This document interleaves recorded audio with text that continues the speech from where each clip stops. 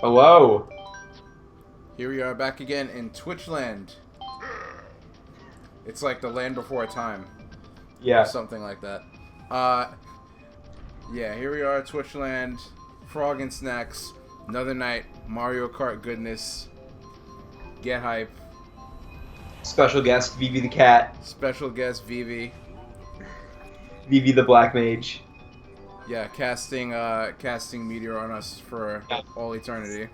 He's not that powerful. He's casting sleep on everybody. He's casting sleep on himself. That's it. Right, That's the only spell he knows so far. sleep. Yeah. Sleep and I don't know, probably like bio. Oh yeah, another useless ass spell. Nah, chill. I mean, it's useless. I mean, I won't say it's useless. I think that like I think they could have easily given the like status type stuff because to the white mages. Like I think that the white mage. Here's what they needed, right? And they never quite got this right until, quite frankly, 13. Right. But they had. I couldn't figure out what the hell the mages were supposed to do. Black mage obviously is like doing damage, right? But it was also responsible for status changes. Right. White mage healed and removed status changes, but didn't buff necessarily. Right. And learned a couple of offensive spells later in the game for some reason, like Holy. Right. But the red mage was like a mix between the black mage and the white mage, but didn't have like buff stuff or like debuffs, Right.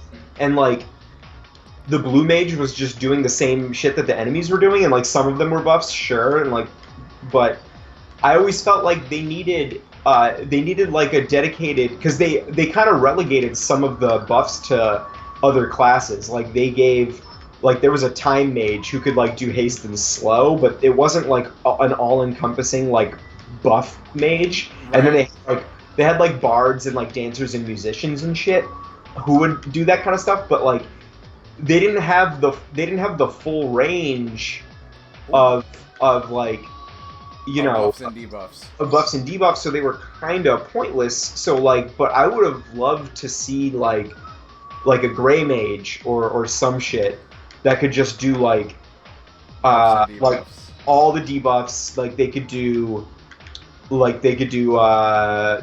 protect, and they could do haste. That'd be awesome. Right? Like Well, I guess what happened is that by the time 13 came around, they probably realized, like, because in the West, all like the Western RPGs and MMOs, buffing and debuffing were like huge things for a long time. So they probably realized, oh, we should probably make that a more pronounced part, especially given that 13, we know they were trying to like ape a bunch of Western games. So yeah, they probably like, oh, we should probably make buff debuff like a more important part of our part of our gameplay, which was great because it is one thing I think they really did get right in 13 was all the buffs and debuffs, because especially like in like the cradle, what, like some of those enemies were just like debuff. Yeah, it was cool. Like, what did they call it though? I always forget what they called like the debuff like grouping. The Saboteur. Saboteur, yeah, and then what was the opposite? What was the opposite? There was a Saboteur and there was the shit. I forgot. It was like, it wasn't like enhancer, but it might have started with like a T or something. I can't remember I it. don't remember either. By the way, shout out to these Miis. Bush Nush and Vrump. Is it like, what? Yeah, I don't know what that's about. Wow, that's like a 2-in-1 Mii face. I don't know how people sit down. Like, I thought the Mii creator was fairly limited, and like every time I play this game, I'm stunned by the fact that people have made these like bananas Miis. I mean, don't know how it works. I remember in like 2007, you know, pretty much by the end of 2007, after the Wii had been out for like a year or so, Right. there were tutorials on how to make like weird Miis on the internet. When I first got the Wii, I was in high school, right? I got it. I got like mind-blowingly lucky. Did I ever tell you about the story about how I got the Wii? No. So I didn't buy it right away because I was like, let me see what's up. Like there's a couple games I want to play for it. Like I'm really into the idea of Super Mario Galaxy. Like Super Mario Galaxy ultimately sold it for me. But I mean, that game was just too godlike. oh, it was so. I love Mario Galaxy so much. But, you know, I wanted to play Twilight Princess and not the GameCube version. And so I'm in high school, right? Came out in, what, 2006? Yeah. Right. Okay, November 2006. So right in the beginning of my senior year of high school. And I'm like, okay, I want to buy it. I start making phone calls. No place has it. It's nowhere, right? Super hard to find, like notorious Nintendo type stuff. I can't get. Like I know that I'm probably not gonna get it for Christmas. Like nobody in my family can like figure that out. So I'm like, I'm just gonna get it myself. I call like every game store in like a 20-mile radius. Nobody's got it. It's starting to get close to Christmas. They're like, got no shipments coming. They're like, we're not gonna have any until after the holidays. I go to the closest game store to my house. And I go the day after Christmas, right? December 26th, 2006. And huh? So dates, ladies and gentlemen. Dates. Remember the date. That's going to be in a history test one day. Right. And I'm talking to the guy who's working there. This guy Juan, who's like. Sorry, go on. You're talking to Juan.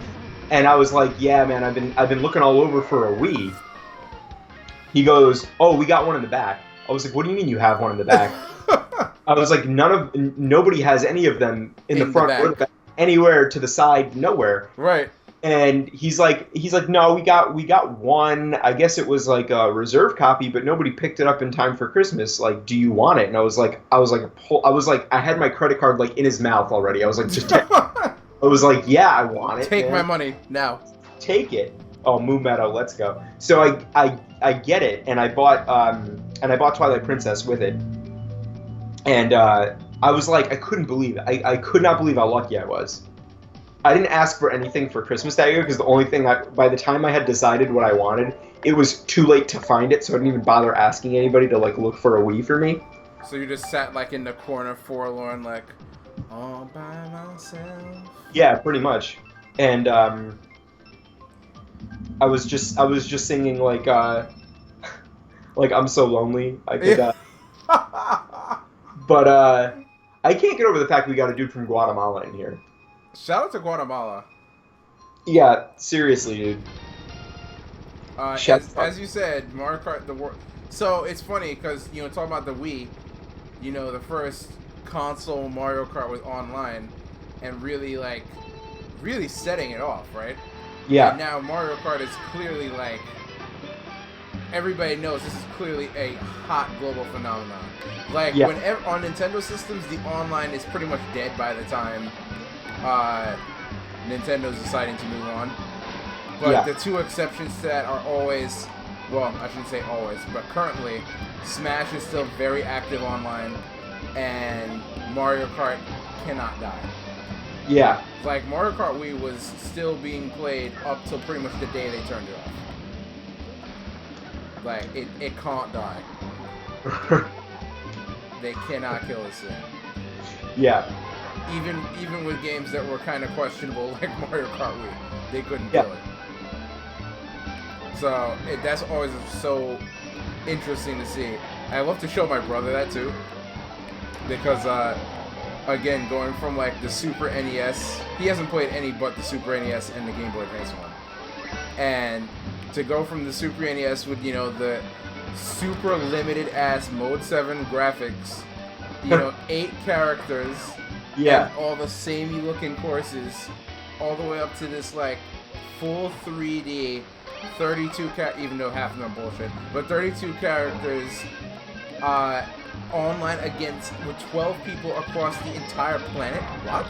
Yeah. Like, it's just mind blowing to think about. The fact I can casually say, let's go play against some people in France tonight. What? Yeah, or Guatemala. Or Guatemala in this case. And Mr. Guatemala is right now handing most of this field their ass, so... Do you think that's the president of Guatemala? He's like, this is what I do in my spare time.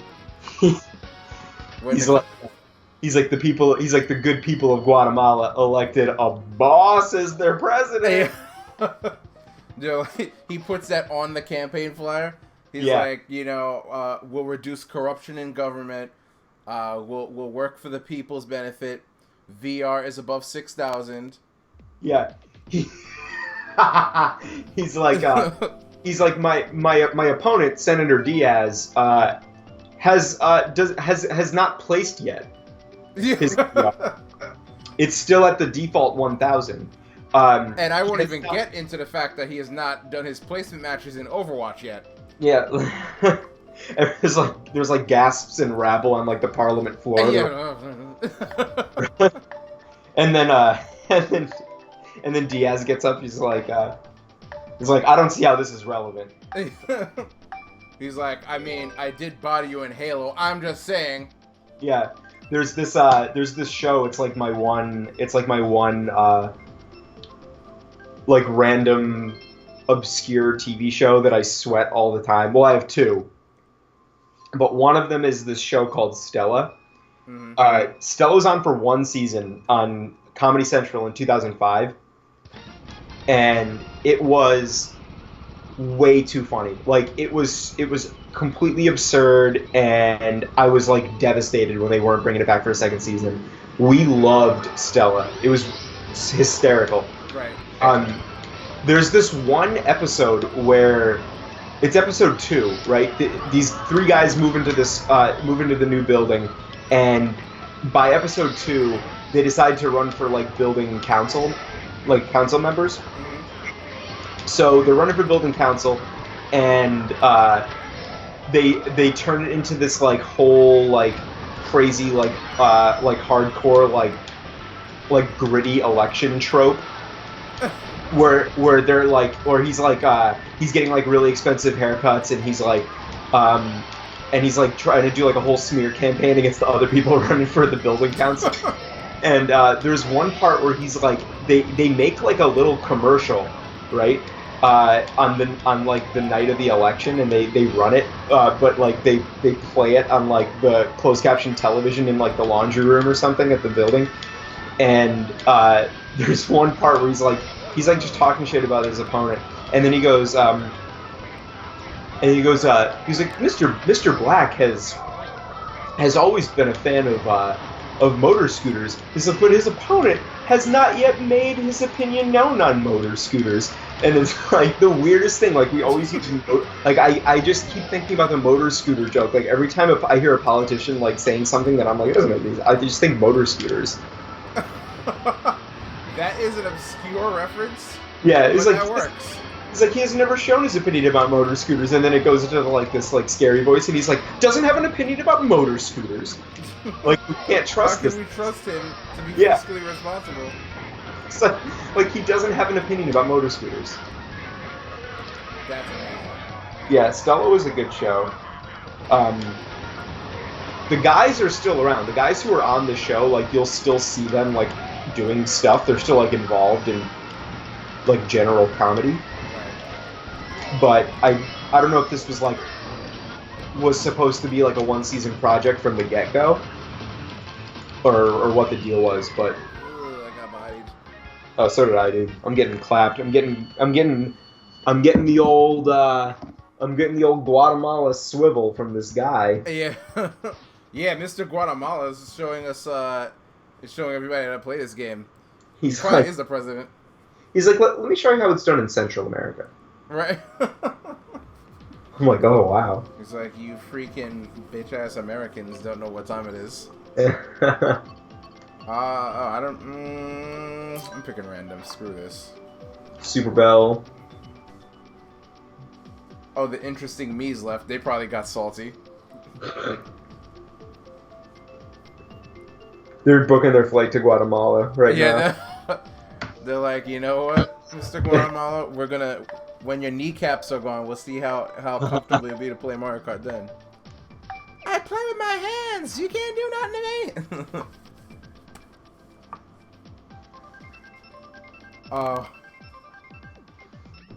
Let's see. Okay. Please not grumble. Okay, good. Perfect. I'll take it. Ice. I'll take it. He doesn't have a much higher VR than me, though. So you know what? This guy is the mayor, the Canada mayor. The Canada is he Rob Ford? I was about to say, like, I would make a Rob Ford joke, but like he's dead, so I want to be respectful. Oh shit! I forgot he died. Yeah, dude, he died because he like did crack. He was literally a crackhead. Like Toronto literally had a crackhead for mayor. That is the most insane thing. I remember, you know how like shit's a little wild in America when like the whole thing, the whole time like the Rob Ford thing was going down. I was just thinking to myself like, thank God he is not the mayor of an American city, because I do not need more shit to be embarrassed about. I was like, I was so happy that he was Canadian. I was so happy. Yeah, let them have a scandal for once. It must be like how people of Middle Eastern descent feel when like something horrible happens and it's like just it's like somebody else. Right. Like it was like I can only think of like one comparison and like that's it. But like I was like because he could easily have been the mayor of like Milwaukee or something. Yep.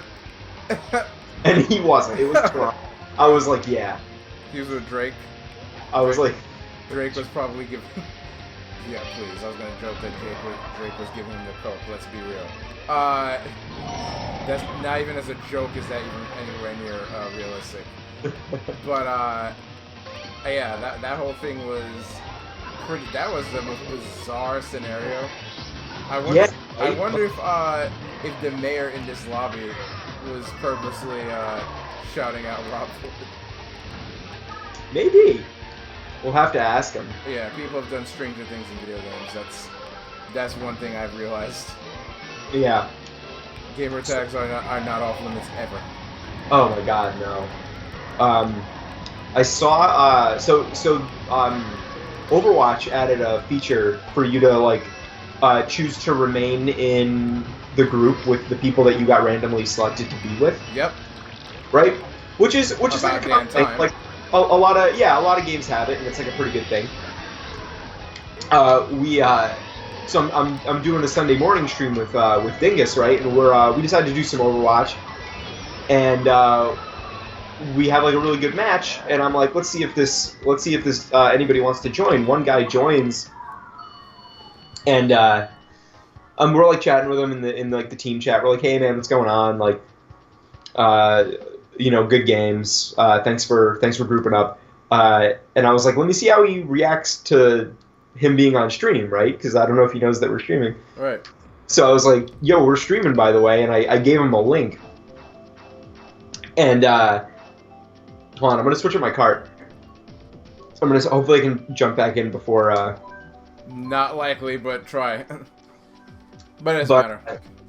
So I give him a link, right? Right. And I'm like, yo, join this, or I'm like, check us out. And he was like pretty cool with it. I thought it was cool. I was like, you're a member now. You're a member of Crunch Club. It was great. That's the whole story. The end. Yeah, the end. Hey, it works. That's what we're about. For those of you watching, that's what we're about. We're here to collect people that play games with us. Yeah, this isn't exactly like the Freemasons. Like you can just play games with us. You're in Crunch Club. Congratulations. Yep, the club is wide open. In fact, if anybody wants to join Mario Kart, we're playing here. Join us up. The name's Sea Frog. You already know what it is. You already know. It's me, Snacks, our homeboy from Guatemala over here. It's a good time. The president of Guatemala is here. We got the mayor of Canada. The mayor of Canada is all of Canada. Rob Ford came back from the dead and is the current zombie ruler. How's that for a storyline? Trudeau is actually a puppet. Okay. So Rob Ford comes back from the dead after realizing all of his mistakes in the afterlife, and finds like this well-bred intellectual liberal elite to like be his puppet prime minister, so he can like rectify all the damage he did as mayor of Toronto. Right. So yeah, we're playing with him, that person. I'll take that. And part of rectifying the damage is like I gotta make sure my VR was up to snuff. Yeah. There's no way I can die with that shit being at like 2,000. It's like, yeah, he's like, well, since I'm dead, I might as well play some Mario Kart. I mean, hey, listen.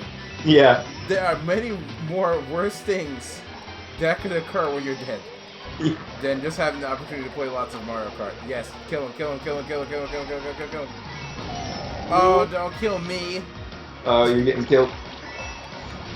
Oh, this is not what I want. This is really not what I want. I had a chance to go into first place. Now I'm in 10th. It's all right. VV's getting tummy scratches now, so he's winning. He's winning. Hashtag winning. He knows. He's like, after a long day of casting bio and sleep, and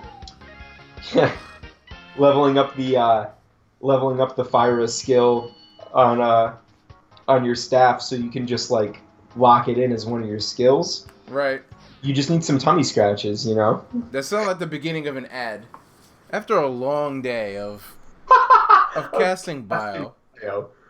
After a long day of casting Iraga. You need something that will set the mood properly. Yeah, it's like and it's time to wind down. Have this, and then it's like it's just it's Mega Elixir. Yeah. It's like a commercial for Mega Elixir. Funny enough, did you remember they had those commercials for 13 that were like it was some lady walking down the street, because they actually did sell like Final Fantasy 13 branded potion. So she'd be walking down the street, and then I think literally like a car or some like wind came up and was going to attack her, and she just drank the potion and she got 9999 health back. It was a strange. I'm gonna have to find it. It was such a strange commercial. I do not remember that. Yeah, it was a Japanese commercial, but I remember seeing it and I was like, shout out to Square. I do not remember that. If there's one thing, they have a very, very big marketing budget for the Final Fantasy games. Yeah, plus like they're like allowed to do stuff like that too. Yeah. I'm not saying they wouldn't be allowed here, but I don't think people would. I don't think it would have gotten like the green light from, because we don't see a lot of weird gaming commercials here. We don't really see many gaming commercials now, period. Because really here in the West, it's all about this lovely platform we're on, right? Twitch and YouTube and word of mouth and that kind of thing. Except for like the Call of Duties of the world, like those get advertised. Yeah, but still, like, like a lot of the, with the exception of like a handful of a handful of Nintendo and Call of Duty ones, most video game commercials make the game to be this like super serious epic thing. Nobody ever like has fun with gaming. That's true. The like all the Assassin's Creed ones and like any Rockstar joint or whatever that comes out is usually like a super serious type commercial. Even like Battlefield, I saw. Oh my god, that is messed up. Like, even like Madden, like they don't like play. They don't. It doesn't seem like they're trying to play on like the lighthearted, like bro-y aesthetic. They're just like score fucking touchdown with Madden 17. In Madden. And it's like, dude, like people are playing Madden like they're like having a chill night like in their dorm. They're not like, you know, I don't know what you think like the average Madden player is like doing or how seriously you think they're taking Madden, but like I don't know, I don't know why they advertise it that way. Yeah, that's a very interesting thing you brought up, because I feel like especially in today's day and age, like a good funny commercial can get you, a long way, a long way. Yeah, like I love funny commercials. Because people will straight up share funny commercials. Yeah, and all a commercial needs to do is either be like super cute or funny, and it's a YouTube sensation. You don't even to get people to watch it on television because they probably won't anyway. Right. Yeah. So they should be doing more stuff like that. That's so interesting. I mean, yeah, and Nintendo in particular has had a lot of like really funny commercials over the years. Yeah, I mean, I always loved the original Super Smash Brothers commercial. Yeah, that was a great one. The Mario Golf commercials they used to do were hilarious. I don't remember the Mario Golf commercials, but I always thought the best part about I always thought the best part of that commercial was that they used that song by the Turtles, "So Happy Together." Yeah. And they're all like skipping down the field. And then they just start beating the ever living crap out of each other. Yeah. Yeah, that was a great commercial. Look that up on YouTube, guys, if you haven't seen that one. That's a classic. Yeah, it's interesting. I guess it's really not worth the money for them to do anything more than like super default commercials, because nobody's really watching on TV anymore. Yeah. And most games are not even going to be worth advertising, because it's kind of like the audience that wants it knows that they're going to get it. Such a time to be alive, right? Yeah, it's super weird. Like the only place where you can like guarantee eyeballs is like during the Super Bowl, but nobody can afford it except for Budweiser. Yeah. Even though there was a Pokemon commercial during the Super Bowl this year. Yeah, it was the 25th anniversary. I was like, that's how you know Pokemon's got some cultural cachet. Yeah, I was like single tier. Yeah. Oh, you know what? I was just thinking this. So we're in the shower. So we're having the whole conversation about the generation gap in gaming, right? Mm-hmm. And I'm like in the shower being contemplative, and I'm like absolutely. You know, you're 18, 19, 20. You probably don't have the same like strong opinions about Final Fantasy as like you or I do, right? Right. Even if you even have them. Right. Even if you went back and played them, your takes are going to be lukewarm. Your emotional attachment to them is going to be like, your best reaction is going to be like, yeah, that was a really good game. Right. And then that's it. But I have a cousin who is like a gamer. He's not a gaming enthusiast. I wouldn't expect him to like, ever get his hands on a Final Fantasy game. He's your typical like college-aged dude who like has a PlayStation. Right. Handful of games. Yeah. But he's not on Twitch right now. I can guarantee you. Right. But he loves Pokemon, and I think it's weird because I consider Pokemon to have like really gained, like to have like really like risen and fallen with a very specific like time. Okay. Like I picture Pokemon being like a 90s thing and not really having like the fan base to sustain it afterwards, but that mustn't be the case. That's absolutely not the case. It was the 90s was when it was a mania. When everybody and their mom knew about it.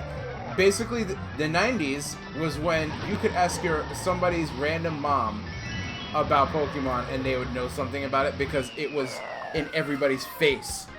After that, the games were still selling plenty well. That's why Nintendo kept pumping them out. But it didn't have the same level of excitement around it. But that's slowly been building back up again over the last few years. I think with the hype of like first 3D real Pokemon, quote unquote, with X and Y, and then Pokemon Go brought the mania back all over again, and now they're kind of sustaining it with Sun and Moon being like a bit of a change for the franchise, and really good games from what I've been told. Sun and Moon is good. Look at this me. Taco. Yeah, go on, sorry. I don't know. They did away with the gyms. Mm-hmm. And I feel like that was like, you could make all the radical changes you want, but I want there to be gyms. Like, I think the system that they have in play now is supposed to make it more streamlined, because you used to just be like, after one gym, you were just gearing up for the next gym. Right. And now it's like, you know, you kind of like encounter, you know, your quote unquote bosses, even though they're not really bosses. They're just like trainers that are like more essential to the continuation of the story. Right. More naturally, which is fine, but I would rather them see them make like different changes. I like the idea of like there being a person with like a specialty of like a Pokemon. Like you get to your like, you know, rock gym or whatever, and all the dudes in there have like rock Pokemon, and the gym leader is rock Pokemon, and he's got a name like Granite or whatever, and he's like Granite, and he's like Granite, the rock gym leader, and he gives you the stone badge or some shit. Like, is this game stuck? Possibly. Lakitu's just staring at me very happily, but not doing anything. Yeah, Lakitu's like, you guys can't go until I tell you to go. Yeah. And I'm not telling you to go. And it's also very strange because he's the traffic controller and a racer. Yeah. Yeah, that's true. He's the flag girl. Yeah, he's a flag girl and a racer. Okay, we're definitely stuck here. I don't know. Only in the Mushroom Kingdom. Yeah, we're gonna get aired out. It's fine. Okay. Also, shout out to Lakitu, because I remember when, you know, big come up from annoying ass enemy in the original Mario Brothers games. Big come up. And the bottom, we're here. Yeah, exactly. Start from the bottom. Now we're here. Then there was a promotion to the camera guy in Mario 64. Uh-huh. And, you know, he's just been getting these little promotions. Then he started appearing in Mario sports games. And now full-fledged racer. The ultimate promotion. He's a character in Mario Kart. A playable character in Mario Kart. The ultimate promotion is if you became a playable character in Smash. That's true. Which would be, I mean, that would be a little bit much. That'd be when you know that they were running out of people to put in the game. But yeah. Though it would be kind of cool, because I guess he would play from the cloud. Like, he'd probably play a little bit like Bowser Jr. And what is up with this? Why is it not airing out? It should, like, be done by now. This is kind of crazy.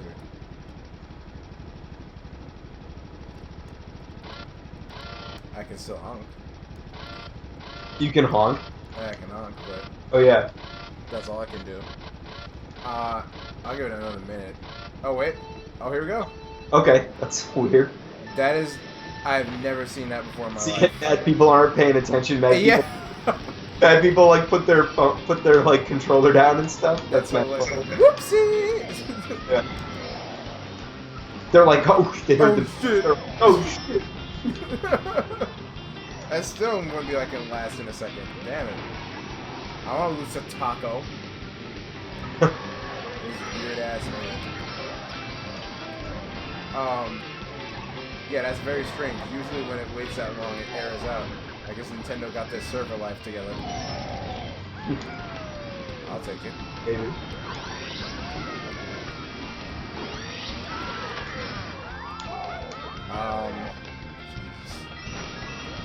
Pretty already. So yeah, the odds of me completing my gaming rotation by the end of the year is like plummeting. Plummeting. Straight up plummeting. Like, there's no way I'm gonna finish The Last Guardian, Final Fantasy 15, Pokemon Moon, and Tyranny by December 31st. Yeah. Good night. If I like, I'm gonna try and make as much headway as possible in like one game, and hopefully finish one of them by the end of the year. And which game are you gonna pick? See, I'm like, I feel like if I just did Last Guardian, I could do it because it's the shortest, easily, of the four. Right. So I might do that one. And the thing with The Last Guardian is, like, I really want to give it that time and kind of like singularly focus myself through it from start to finish. Because if there's anything that I'm confident about, is that you know, I'll feel I won't get a full appreciation of it until I'm done with it. That seems to be, from what reviews I've read said, that seems to be the case. Yeah, because it's like, for now, it's like a fine, like, pretty cool, like, throwback adventure puzzle game. Right. Which was to be expected. It's a lot more like Ico than Shadow of the Colossus. Right. But I'm still in the like what the hell is he getting to mode. But all the reviews are like, yeah, by the end of the game, I was all in. Yeah, because from some of what I read, it essentially suggests that this game is less about just like finishing the plot as it is about the relationship. Right. So I was like, that's an interesting idea. Yeah. And in true Yuita fashion, he doesn't tell you shit. Like, you just show up, and he's like, "You're a little boy, and there's a cat dragon here. Make it work." Yeah, he's like, "Figure it out." I don't know. See, that game kind of looks fascinating to me, but I know I could never, because I do very poorly with like those very free-form puzzle games. Like, there's no way. I would never be able to get through it. There were a few times where I was like, you know, had to wait until I got like a light bulb moment, but I don't think it's I think there are probably it's not a game that prides itself on difficulty, so it's not really going to get that crazy. Well, even so, I'm abnormally terrible at puzzle games. I will. Like, people think the puzzles in Zelda are really easy, and I'm sitting there during those conversations like, what? I wonder what's missing, because like Zelda's hit or miss. Like some of the I've been puzzled before, no pun intended. Didn't. But I think it's all fairly doable. Yeah, some Zelda puzzles I'm like, woof. Like, this is not gonna go. I'm really, really, like, I mean, I'm not gonna lie, I have a lot of gaming weaknesses. I'm just being perfectly honest here, but definitely, unquestionably, my greatest weakness is puzzles. Unquestionably. That's so weird. I would love to. Man, it's just like one of those things where it's like, I know you to be like a perfectly capable. I would even go as far as to say, person with above average intelligence, and I just would love to know like what's going on in that head of yours, like when like a Zelda temple like rears its ugly head. I'm like, I don't know how this works. Like, I would just love to know. Me too. Because I can't say. Oh my god. I can't say really anything, disparaging about your intellect, and I've known you for close to a decade now. You know, there's never been a time where I was like, is Frog dumb? I think Frog might be dumb. That's never happened. So like I can't imagine what's going on. Like why, like what it is about the way that your brain works that makes this thing that few people have problems with a problem for you. I don't know. Maybe I'm not as good at non-linear thinking, perhaps. Non-linear thinking. See, that doesn't make any sense though, because you're you understand and have a lot of good ideas about business, and business to me is like, I don't know how to do that stuff. Like a lot of it is linear when you look at like metrics, but when you're talking about like actually how a business is run, it seems a little bit amoebic. It's amorphous, yes, for sure. You know, so you seem to have a decent grasp on that and all the theories involved in that. You have a pretty decent understanding of like you know, politics, at least at the national level, which I appreciate, and that's certainly nonlinear. And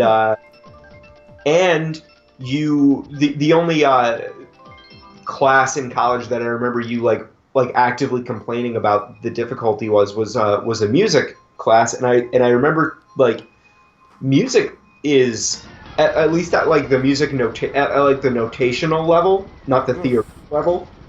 That shit was my kryptonite. But music at the notational level is just simple math. So I don't know why you would have trouble with some things and not others, and then chalk it up to nonlinear thinking, because that argument to just you, that doesn't drive. That's fair. Well, hey, I don't know. It's just I've never been, even when I was a kid. Like I used to straight up cry when I got puzzles as a kid. Like I could not do it. What do you mean, like what, like jigsaw puzzles? Like jigsaw puzzles, yeah. To this day, I really can't do jigsaw puzzles. What? Yeah, oh yeah, like when my niece and nephew, they're like, help me do this puzzle, Uncle. I'm like, you just laugh menacingly at them. I'm like, child, you will do much better at this puzzle than I. So why don't you work, and I'll try and fill in where I can. Yeah, but then again, all right. So that's a little wild. That's a little wild. I can do the jigsaw puzzles with the big pieces, but if you give me like the 3,000, you know, the big boy ones, you know, the 500 or anything like that, it's not happening. But it's literally just looking at a picture. It's absolutely not happening. But I'll be there for the rest of my life. Maybe you just don't know, like. Maybe you just don't know like the notations involved. Like maybe you just don't know like. Damn, that was fast. I came in last place. I got hecked up right at the end. Ended up in last place. A modern American tragedy. When Mario Kart goes wrong. Yeah. Like maybe you don't know where to start. Like. I feel like maybe there's something you're looking for that isn't there. That's possible. Actually, it's funny because the puzzle solving thing, I think, rears its head everywhere. Because, like, I think about fighting games, and fighting games are, in many ways, like a series of puzzles. And there's Logan. Hey, what's going on, man? Just the man we wanted to speak to. We like the door slams behind him. Yeah. I'm like, how nice of you to visit. Lock the door. Bam. Logan, since you're here, we were actually looking for someone in your demographic to ask us about. You're a younger person, younger compared to us. You know, not by much, but younger. The difference in our age is notable, and I think we wanted to ask you about games that were like really important when Frog and I were younger, and what if you could like give us a gauge as to like what people your age think about them. I don't want to use like a personal example because it might not be a snapshot of the entirety of people your age, but of the people that your age that are gaming enthusiasts. Well, given what Logan and I are talking about, that's not that many people, but still, like, you've got your circle, I'm sure. People your age and younger, like, do you guys ever think about or talk about, like, Final Fantasy? Like, what's the deal? Like, we want to know. Inquiring minds want to know it. Yeah, we're trying to figure out if we're, like, clinging to some talisman. We're trying to figure out if we're out of touch. And I think I might be. I think I might for the first time in my life. The old fogey? Yeah. Yeah. So I don't know if we've necessarily reached old fogey status yet, but hey, like I was saying earlier, it's a difference of viewpoint. Well, you don't have to be some, like, crotchety old timer to be out of touch. Yeah, I know what you're saying. You're saying, have I lost the strand on, like, what people consider to be important? Yeah. And what young people consider to be important. Right. And see, I guess because out of touch has such a negative connotation, I guess that's why I don't want to use that phrase. Because I guess technically it does meet that definition, but I feel like it's so much less negative and more like a difference in emphasis. Oh my god, that was horrific. A difference in emphasis, right? Yeah. Like for us people our age and older, like, Final Fantasy is super important, it's emotionally important.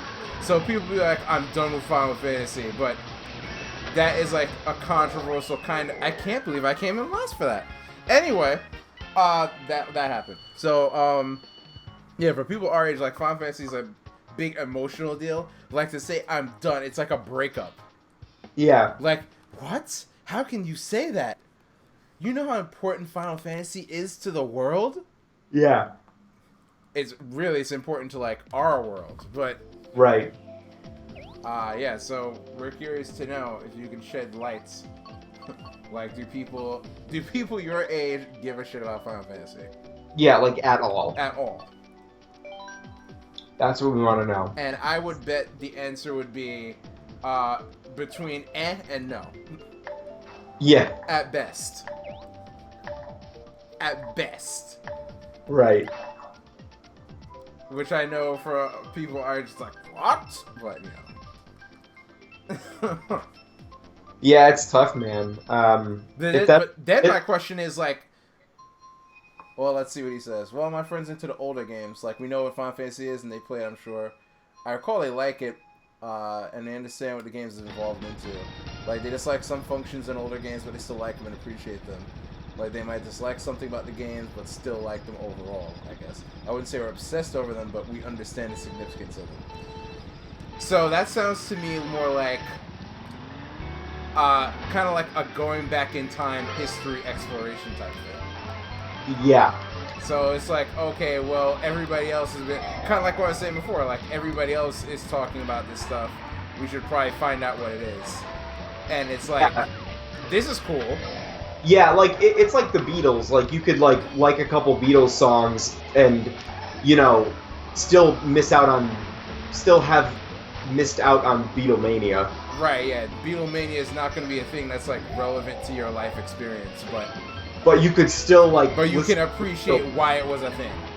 Yeah, and you can, like, still listen to the Beatles and be like, they got some hot songs. Right. But my friends are enthusiasts, and I'd say the average casual gamer in my group would probably not care for it, though. Well, even a casual gamer might not have cared. Well, that depends, because remember, at the height of FF Mania, FF was basically like what COD would be today. It was that thing, but then again, this is a little bit of a different era where games themselves, like gaming in general, hadn't really broken out beyond the enthusiast crowd anyway. Right. So I guess it's a little bit of an apples and oranges comparison, but at the height of FF Mania, it was, for the time, basically Call of Duty. Which is itself a really, really weird thing to say. Yeah. It's a really weird thing to say. But that was an interesting perspective. That's pretty much what I figured. Like, if you are somebody younger and, like, hardcore in the game, and like, you go back and play it, and then you're like, oh, okay, this is cool. But it's not like, oh my god, when's the next one coming out? Right. That might be, for example, actually, I guess that's the next great question, right? Like, what would be the game where people... My age group is more into fast-paced FPS. I figured. So that'd probably be the thing that for them is more like, oh my god, when's the next, Titanfall? Hopefully Titanfall, because that game's dope as shit. Like, when's the next Titanfall gonna drop? Right. But, like, I don't know, do you know anybody your age that got Final Fantasy 15? Like, even if That's 15 a good question. Because even if 15 is their first one, and they're like, yeah, this is good, they would probably get 16. And, they might not, like, have these crazy debates, like, oh, was, like, 7 better than 6, or was, like, 8 better than 10, or whatever, but, like, it would still be, like, a new fan starting someplace else in the timeline. Right. I wasn't even alive when the first Final Fantasy came out, so you can't even say that I have been there since the beginning. Yeah, but for us, we've been around for... That's what I was saying before, like, enthusiast gaming in general is recent enough that we're only now getting to the point where there's going to be a tier of people who are around for all of it, and a tier of people who have not been around for all of it. Like, there are people running around now who, like, the GameCube was, like, the land before time. So, which is the part where I'm like, oh shit, but, the GameCube is like, dinosaurs walking around and shit, like... Yeah. It's amazing like, that... you turn the GameCube up, they're like, what the shit is this? Like, it's amazing, like, we're talking about a difference of 10 years. But it's technology. Yeah, that's true. Because, I mean, think about it, like, gaming in the last 10 years, it's ridiculous. Yep. Like, it's completely ridiculous. Like, 2006 to now? That's insanity. Yeah. Just to think of, all the things that have changed. I mean, Twitch was not a thing 10 years ago. That's true. YouTube was barely a thing 10 years ago. Yeah, barely. Barely. Online gaming on console was still just barely a thing 10 years ago. And now it's completely default. Yeah. So it's like... wait till we get to the point where, like, the Xbox 360 is like the land before time. That's when I'm really gonna see some shit. Where people are gonna be like, you corny old farts are still talking about Final Fantasy. Like, move on. Yeah. Well, I will say that what's the difference, I guess, between, like, what I'm afraid of and, like, what's actually happening is I'm not gonna, like, be in a convalescent home, like, playing Final Fantasy VII.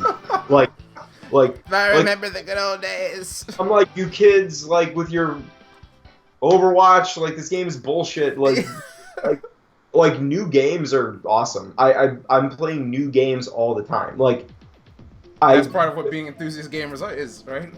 Yeah, and, like, the 4 games that are in my current rotation have all been released in the last 2 months. Also, Logan said he doesn't know if any of his people got F15.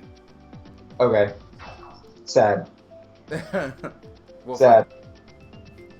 But I guess that's sad right off the bat because you're like, if it wasn't important enough for it to be like, yo, I got 15, then it's already not a good look. Is that what you're saying? Yeah, That's fair. But yeah, your point about but new stuff. right, we're keeping up at least in the fact that we're playing new games all the time, and we're not just like, Sharking like off to shit that came out 20 years ago. exactly, like I'll always talk about old games and be like, this game was great, I loved it, but I'll always know when to step back and be like, but it didn't age well. Right. Well, I mean, for us, we pride ourselves on not being blinded by nostalgia. Yeah. So I think we're a slightly bit different. But in general, one of the things that I really enjoy about gaming culture in general is that the old stuff tends to be just as relevant as the new stuff. At least outside of like gaming websites. You go on gaming websites, you'd never know that was the case. But like among regular people, a mix of old and new seems to like always be the thing. Yeah, that's true. That's true. Like people, it's not like with regular people and let's say old movies where people are like, why are you watching? Unless it's like you're bored at home one day and nothing else is on. Most people are like, why are you watching some movie from 25 years ago? Yeah. But in games, like there's plenty of games that came out 25 years ago that were amazing. Right. Yeah, that's true. And people still like draw from them. Right. So. And in fact, a lot of new games are like actively inspired by those old games. So.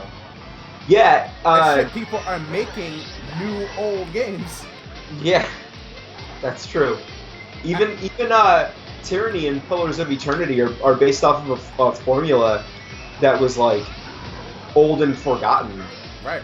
And I love both of those games. Like I played the shit out of Pillars of Eternity, and I really want to get Pillars of Eternity, but I was like, I cannot justify this right now, given everything else I have not made enough headway in yet.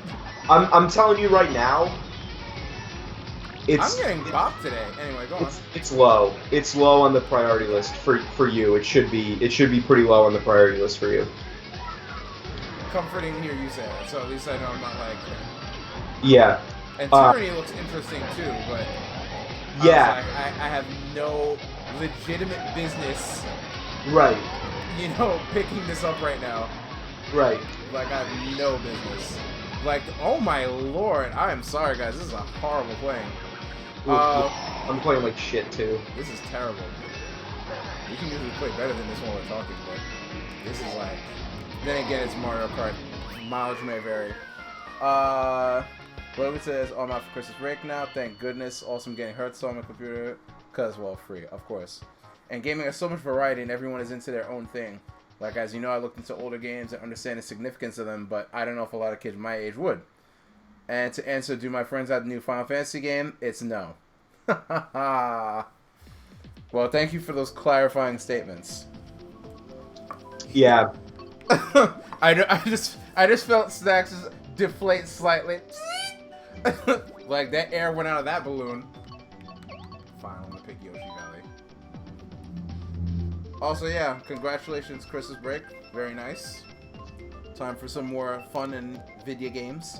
Yeah. But yeah, I had a feeling that But see, this is what I'm talking about. Like, I was making the Star Wars comparison. Yeah. We'll see. Square knows that they gotta like get, like Logan's crowd into Final Fantasy because they weren't around for it, and hopefully, from their perspectives, that happened to at least a certain degree. But I don't know because you know what the thing is. This is another thing I was thinking about. Like, Final Fantasy 15 is the only big, like literally the only big budget Japanese game out this year. I can't think of a single other one. Yeah, me neither. Like, for 2016, putting Nintendo aside. Pokemon. Well, I was gonna say Pokemon. Yeah, putting Nintendo aside. Yeah, Nintendo aside, yeah, absolutely, yeah. Yeah, so it's a style of gaming that is not seen in like the mainstream of gaming anymore. Like it's just not. Which that's the part that's sad to me because like I love my JRPGs. Yeah. Some of them can be really corny, but there's what is this today? Okay, bopped left and right. Do you see this? Anyway,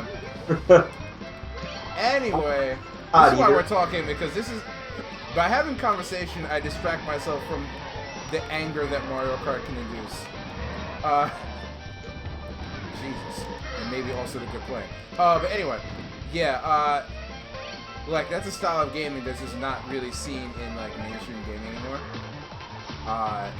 So I can understand why if you were some younger person and you just randomly see this Final Fantasy 15 pop up, you're like, what is this weird ass shit? Like I'm not buying this. Like they want me to do this weird battle system. Like, can't I just shoot them? Can't I just shoot them? Which sounds a little bit reductionist, but I mean, really, like, if you're not used to seeing weird-ass JRPG battle systems, you're used to, like, Skyrim and, mash the right trigger and shit. Like... Yeah. What would you want with that stuff? Again, unless you're, like, the enthusiast-type person who's gonna, like, purposely go back because you found out that shit was dope. Right.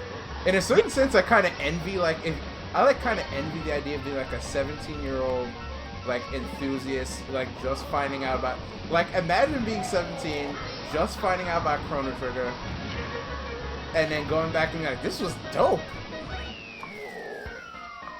Logan says, I still need to see Star Wars. I would watch it, but I don't have the money to buy the movies, and I'm talking about the old ones. So, in regard to the old, I'm actually very curious to see when you do watch the old ones. Tell me so we can have a conversation about it. Because my ongoing, as I laid out to Snacks earlier, my ongoing statement about Star Wars, like the older movies, is that it's a you had to be there phenomenon. But I'm going to leave it there because I don't want to taint your view before you see the movie.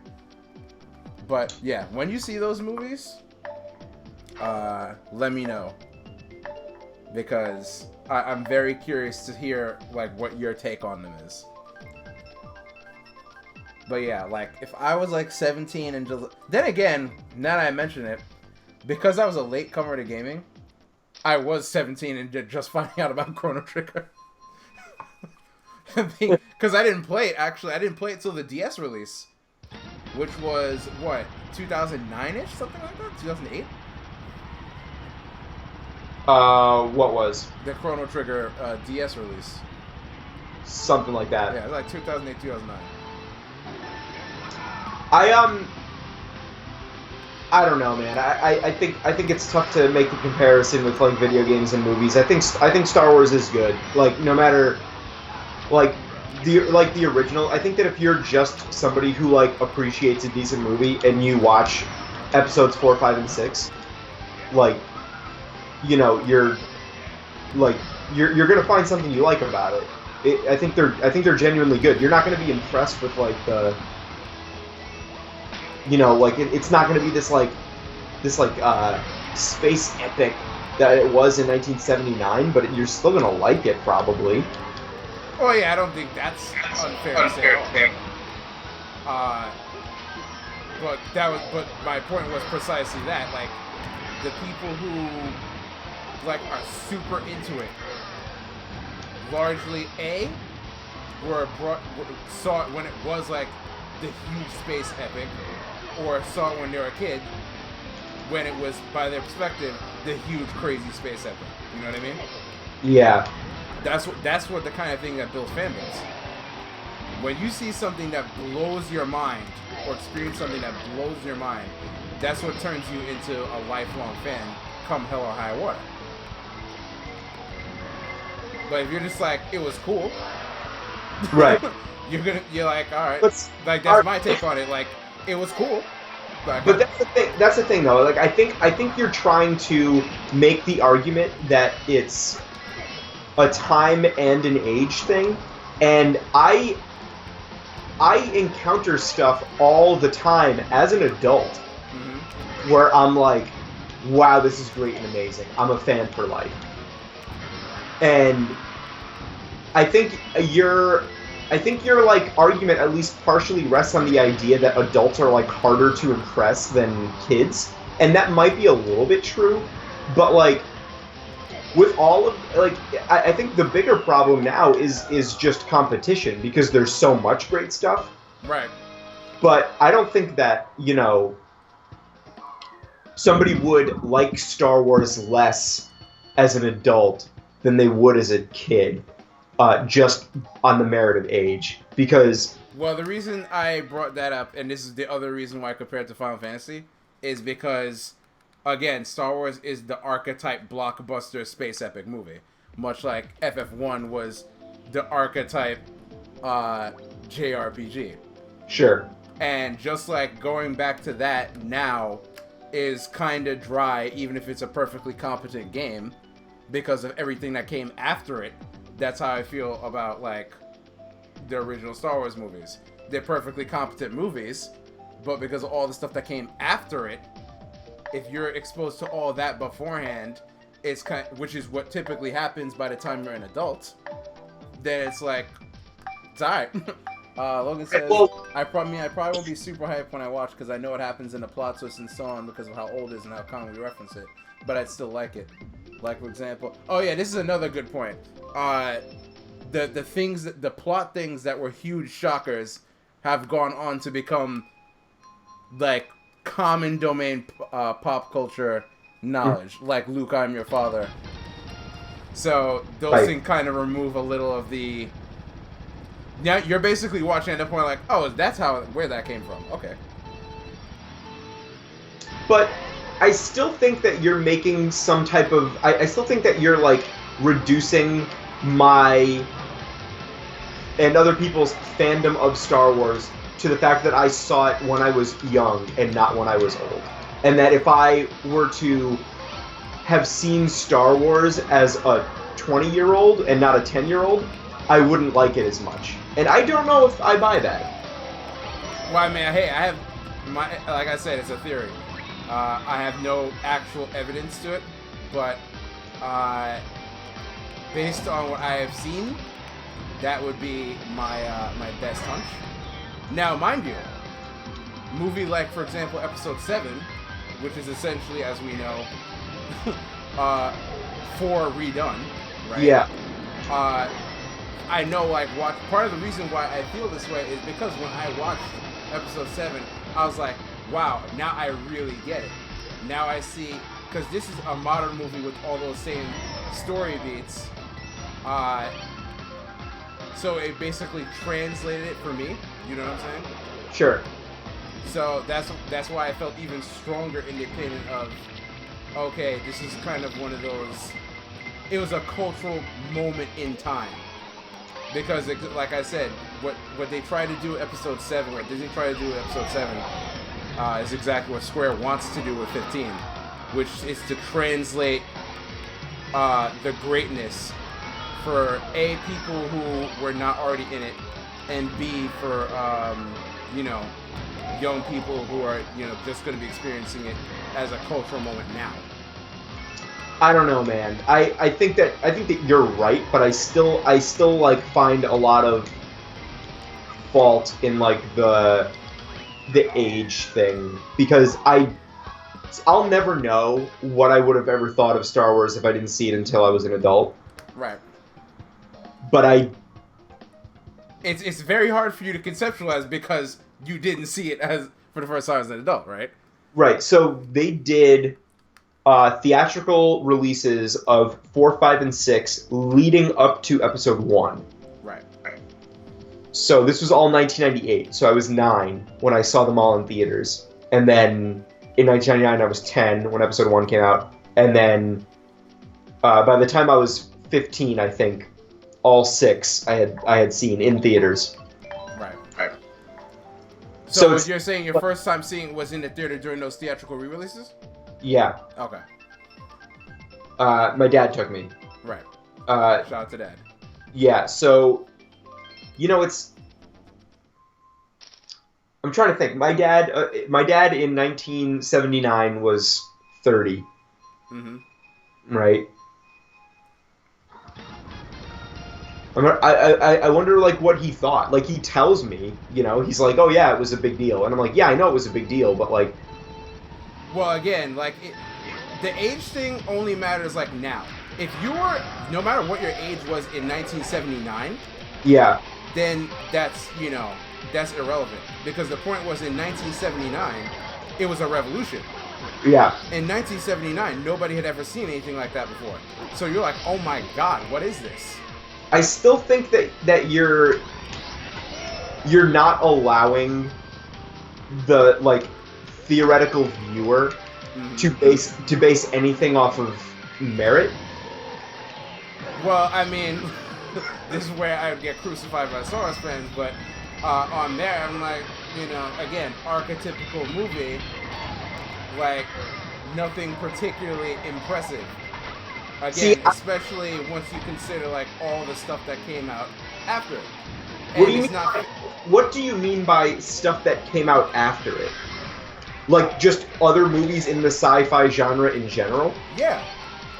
Okay, well, what's your favorite sci-fi movie? I mean, that's a good question. What's my favorite sci-fi movie? Because if you can't think of one, then maybe you're just not a sci-fi fan. But if you can, I like sci-fi in general. You know me in movies, though. Generally speaking, where I tend to like most movies that I watch. I just haven't gotten around to watching this. Yeah. I don't know if it technically. I mean, probably my favorite movie, period, at this point. Actually, not favorite, period, but one of my favorite movies would probably be Inception, which is like sci-fi, but not really. Yeah, I mean it's close and good. Like, so I mean it sounds. If you want like a hard, the closest analog to Star Wars would not even be a movie. It would be like the Battlestar Galactica TV series, which is amazing. Right, which a lot of people really like. So in that vein, like spacey, sci-fi, futuristic type shit, dramatic. You're a fan of Battlestar Galactica, right? Yeah, Battlestar Galactica. Woo! So that's fine then. Like I guess.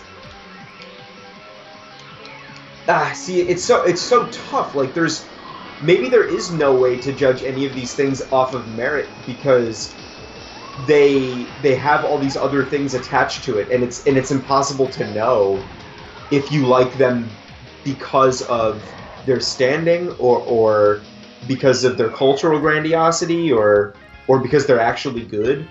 I know that not all 6 Star Wars movies or not all 7 Star Wars movies are good.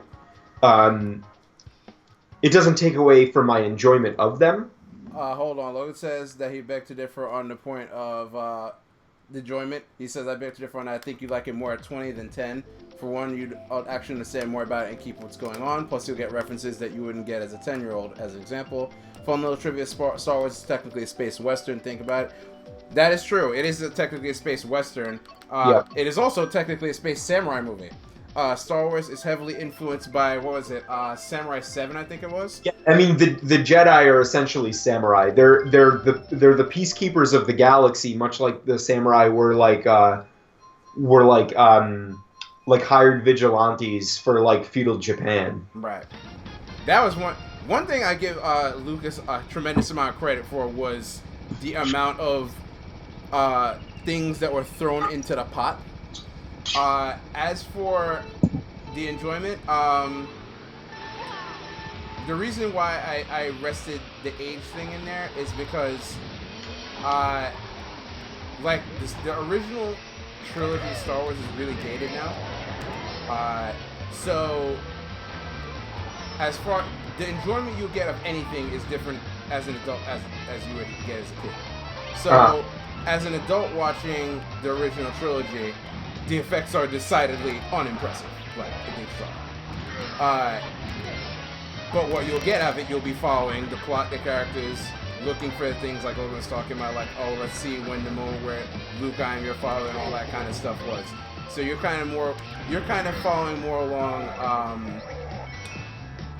for really just following the sequence of events more than the experience, because again, as the first, it's a blockbuster style movie. That at the end of the day is its purpose. Its purpose is to impress. Yeah. It can't really do that because you're coming into it as an adult with, at this point, 2016 mind frame. I mean, 2016, you're used to the likes of the Marvel movies, right? So you're not really going to be impressed from a technical perspective by the 1979 Star Wars movie. You can appreciate it. You can be like, oh wow, they managed to do all this crazy shit back then, da da da da da da. I like how the effects, technologies they were using, whatever. But it's not going to be the same raw, whoa! For some people it might, but I think for most people it wouldn't be. See, okay, So you're really following along at like a story perspective or whatever. And I'm impressed with the story of Star Wars. Like, the effects, like, whatever. I don't know, man. Like, well, like I said, for what I think, like, the hardcore fandom is like when you get really drawn up in the universe, and I think one gets drawn up in like a film universe from the combination of you think the story is very interesting to follow, but it's also at a visual level really impressive to watch. Like, I think both of those things are very important. So if you don't have one of them, you might appreciate it. You might be able to talk in a conversation and be like, yeah, this is cool, I get why people like it. But it's not gonna something you're gonna be like, I'm over the moon and need more of this in my life tomorrow. Again, think about Final Fantasy VII. It's the exact same thing. If you come into Final Fantasy VII today, you can be like, this is a dope game. I love everything that they did.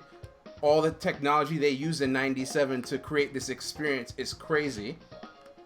And I ultimately enjoyed my experience and my time with the game. But I'm not necessarily over the moon and need to have another one tomorrow. This did not revolutionize my life. If you're coming into 2016 Final Fantasy VII, you not only have the vastly more visually impressive 15 and even 13, even if you don't like the gameplay, but you have a host of other way, way, way more technically impressive games that have come out since then. So you're not going to be technically impressed by it.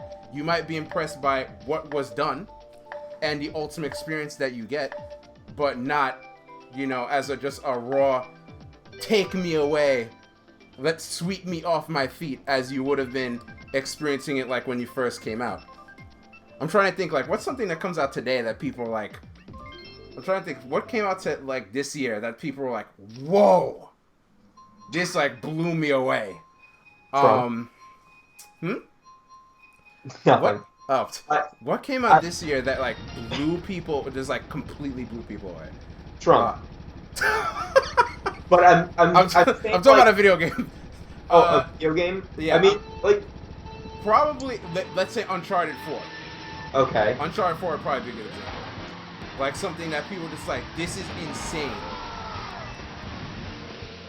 Like, this is bleeding edge technology. I don't think that it's fair to reduce enjoyment on, like, technical prowess and appreciation. I think that you're still removing, the benefit of, I still think you're not giving the benefit, of the,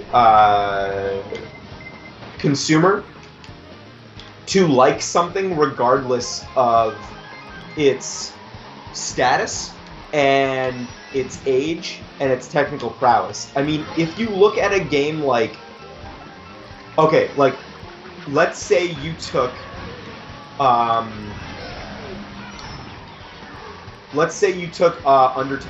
right? And you say, this is a game that came out in 1988, right? Which it could have. Could have. Aside from all the little kooky references. Sure, but, like, you give this somebody, hey, this came out in 1988, it's a really big deal. Well, how come I haven't heard of it? Oh, because you're a stupid kid. Play it. It's really important. Right. Do you think that, like, they would still, like, have this, like, emotional attachment? I mean, we all played Undertale and loved it, even though it was technologically, like, in the 80s, even though it came out in 2015, and we all loved it. And did we love it because it was, like, new and hadn't been done before? No. Like, there have been plenty of, like low-tech, emotionally gripping things back in the 80s, right? But, like, there's nothing... I feel like I feel like your entire argument is based off of the fact that, like, no adult in 2016 could possibly be impressed by anything that isn't the, like, pinnacle of technology. And well, not that, I don't but believe that. I think that it's probably not likely, but it's totally possible for you to give Final Fantasy VII as is to a 12-year-old and have them be like, wow, this actually was life-changing. This is the best video game I've ever played. Now, well, 12 you're still fairly young. Let's say you're more like 17, 18. Okay. Do you think that that's impossible? No, I don't think it's impossible. None of this is talking about impossible. I'm talking about much less likely. And also, my argument is not that you can't be impressed by low technology. It's that we're talking about things that are part of their reason to exist is big technology. A foundational part of Star Wars is big technical spectacle, is it not? I mean, it was in '79. The prequels, one of the biggest reasons the prequels were panned was an over-reliance on technology. Sure, that's true. But again, and, like, and is episode 7 saying? Well, they tried to throw it back with 7. Episodes 1, 2, and 3 weren't that good. Like, everybody agree, even hardcore Star Wars fans agree that 1, 2, and 3 weren't that good. So, well, of course, but the point I'm talking about just like the formula of the series, right?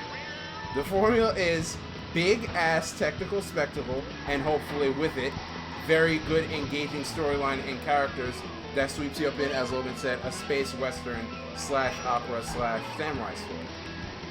By the same token, with Final Fantasy VII, Square swept in the era of big budget JRPG, crazy ass set piece game, right? The pinnacle of graphics technology at the time, pinnacle cutscenes, hopefully melded with an engaging storyline and engrossing gameplay. But you're still saying that, like, without that context, nobody can truly enjoy the game, and therefore nobody playing it in 2016 for the first time would ever really enjoy it the way somebody did in '97. And I still think that, like, you're oversimplifying our general consumption of media, because there are so many examples of games that are technologically behind by so much and are still great. I just played. Well, yeah, but that's different because the point of those games are different. If the point of Final Fantasy was not necessarily being a big impressive spectacle that's supposed to impress people, then sure, of course you can enjoy that.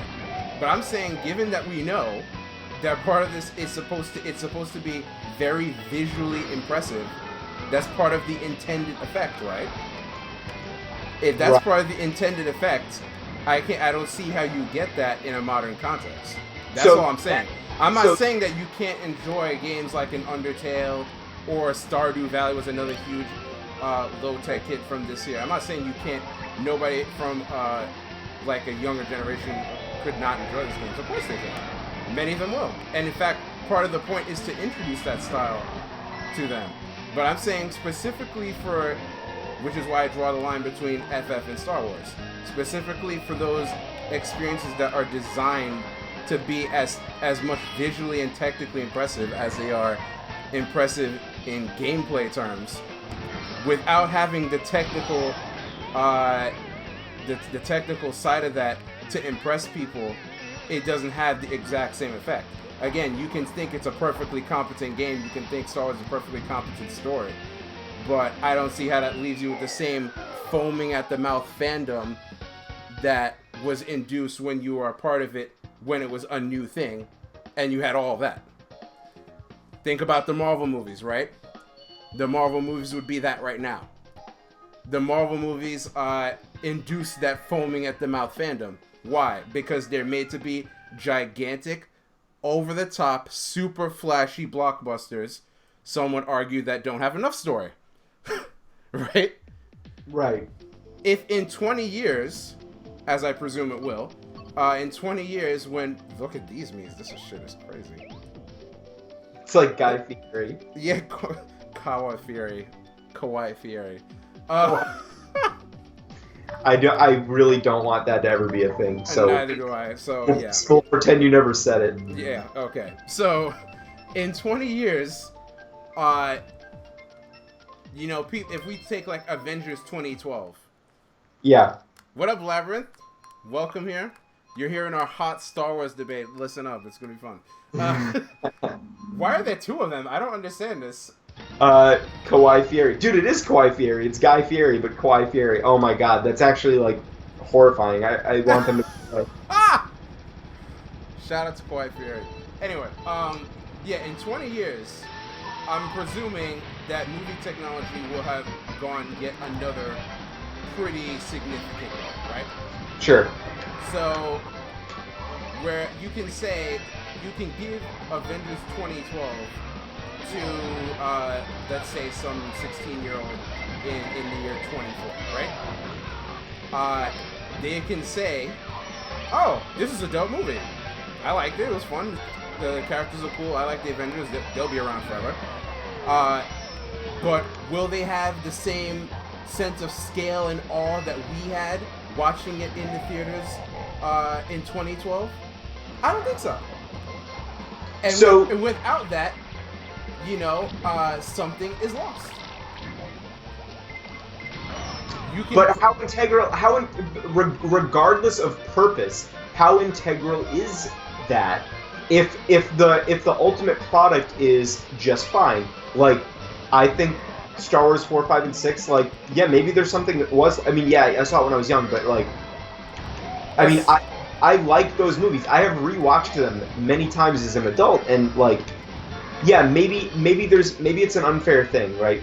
Because I did see them when I was a kid. Yeah. But I still think that, like, regardless of purpose, right? Because there's so much stuff that has gone beyond what purpose is, right? Look at I'm gonna get killed.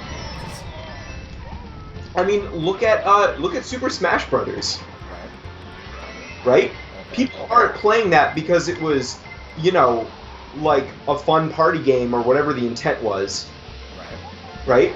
So I'm saying, like, as long as it's good on its own merits,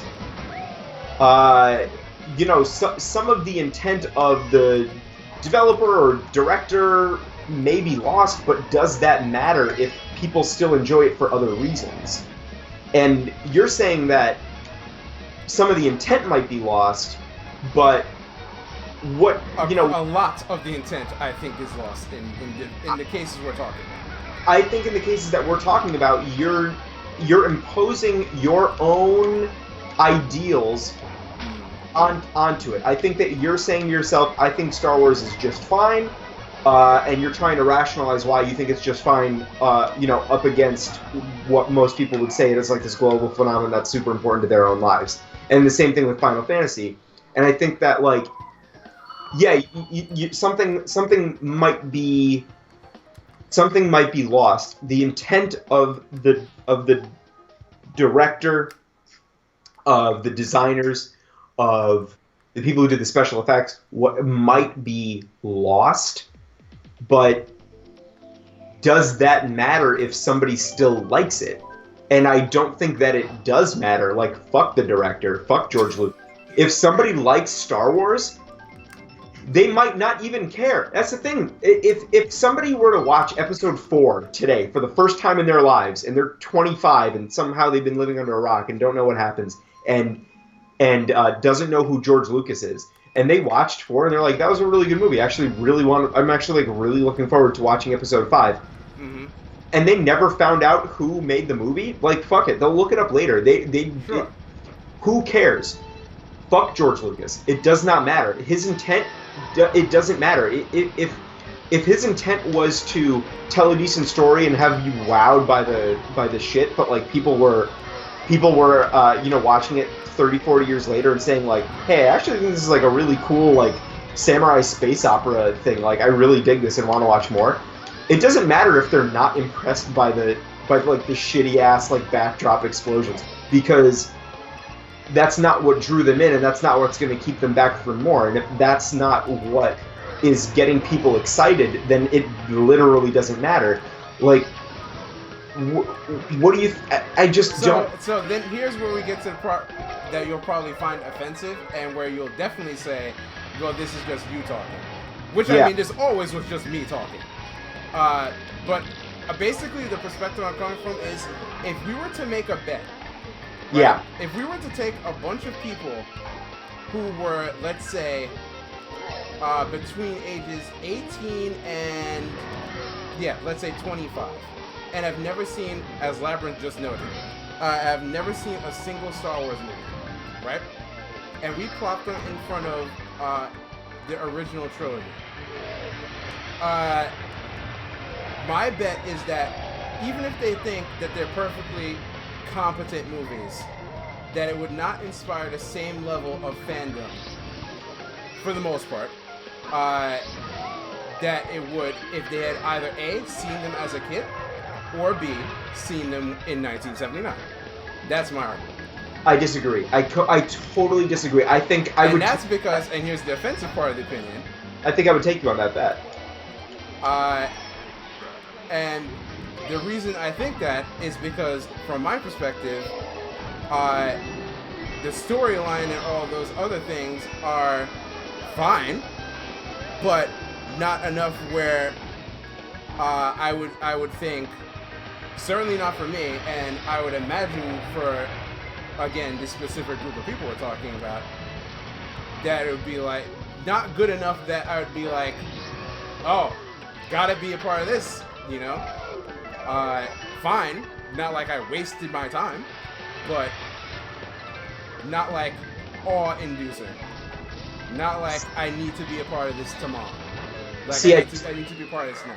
I disagree, because what you're talking about is getting super into, and there's a difference between a thing being popular and the lengths that some Star Wars fans took. And Star Wars was popular, and I think that if Star Wars were released today, it would still be popular.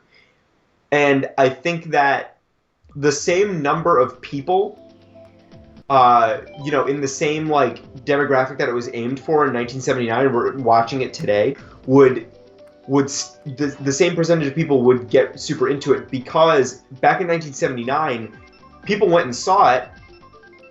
More people went to go see movies in the theaters anyway in 1979. Right. But not that many people were like super into it and bought the toys and stuff. You're talking about the same type of people I'm expecting that to happen with today. Little kids and nerds. Maybe my dad was a huge fucking nerd. I don't know. But you weren't seeing like 25-year-old kids like going and buying like Chewbacca toys. Like, that was still all the marketing for that movie. Even in 1979, even though it was super popular, all the toys and all the marketing was done for like collectors and kids. That was always the case. So I don't see why you wouldn't see similar percentages now, even if some of the, even if some of the original draw is like lost in translation. I still think that a surprisingly comparable amount of people would say, wow, this is really great. I think I'm gonna see if I can get like an R2-D2 toy, right? Because the same types of people were doing it then that I would expect to do it now. Little kids and fucking nerds. Well, sure, but here's where I'm kind of coming from, because particularly like leading up to when I eventually saw the movies. Yeah. It's because you always had people who were like,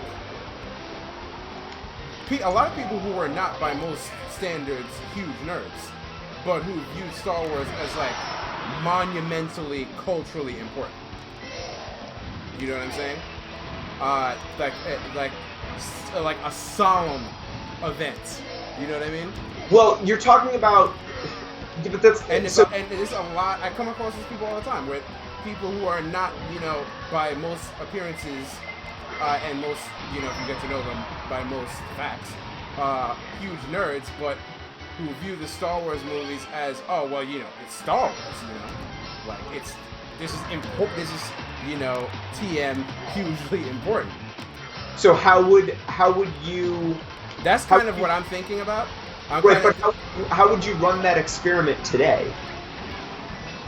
Because, as I said, like, there's stuff that I think is culturally important that I do not give a single fuck about. Like, I've never. Well, when they say hugely important, like, you are personally impoverished if you have not been a part of this, which I would definitely not argue.